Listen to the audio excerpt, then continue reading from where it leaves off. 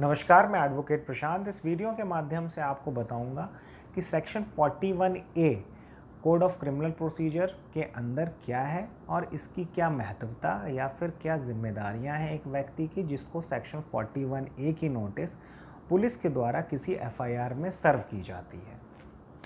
तो दोस्तों, पहले बात करते हैं कि सेक्शन 41A का नोटिस पुलिस कब जारी कर सकती है किसी अभियुक्त के खिलाफ।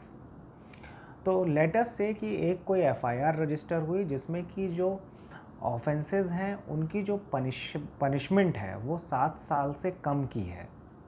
तो ऐसे सर्कमस्टांसेस में ही पुलिस के पास ये राइट है कि वो सेक्शन 41A का नोटिस जारी कर सके अभियुक्त को।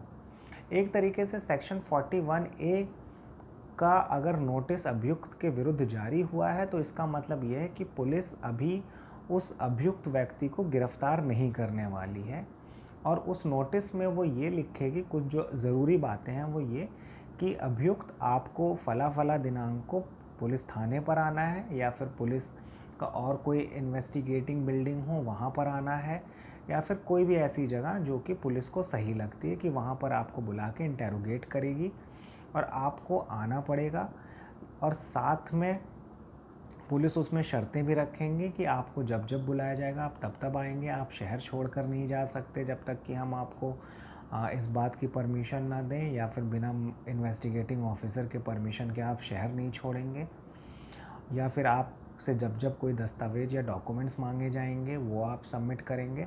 तो इस तरह की जो रीज़नेबल शर्तें हैं वो पुलिस इन्वेस्टिगेटिंग ऑफिसर रखते हुए एक अभियुक्त को अरेस्ट करने से बच सकता है, यानी कि किसी अभियुक्त को अरेस्ट करने की आवश्यकता नहीं पड़ेगी।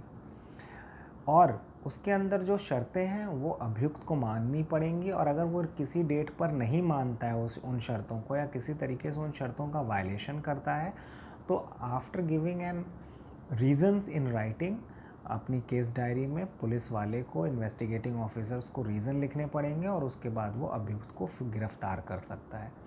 या फिर लेटस से कि ऑफेंसेस जो थे, फॉर एग्जांपल लेटस से कि कोई क्राइम रजिस्टर हुआ सेक्शन 406 के अंदर जहाँ पर कि 3 साल की सज़ा है, लेकिन ड्यूरिंग इन्वेस्टिगेशन ये बात पता चल करके आती है कि इसमें तो सेक्शन 420 भी इन्वॉल्व है और 406 का ऑफेंस करने के लिए 468, 471 आदि के भी ऑफेंसेस हुए। यानी कि ये पता चलता है कि अमानत में खयानत के अपराध को करने के लिए अभियुक्त के द्वारा कुछ फर्जी दस्तावेज, कागज़ या पत्रावलियाँ बनाई गई और फिर पुलिस के द्वारा ये सेक्शंस इंक्रीज़ किए गए जिसमें कि 7 साल से ज़्यादा की सज़ा है।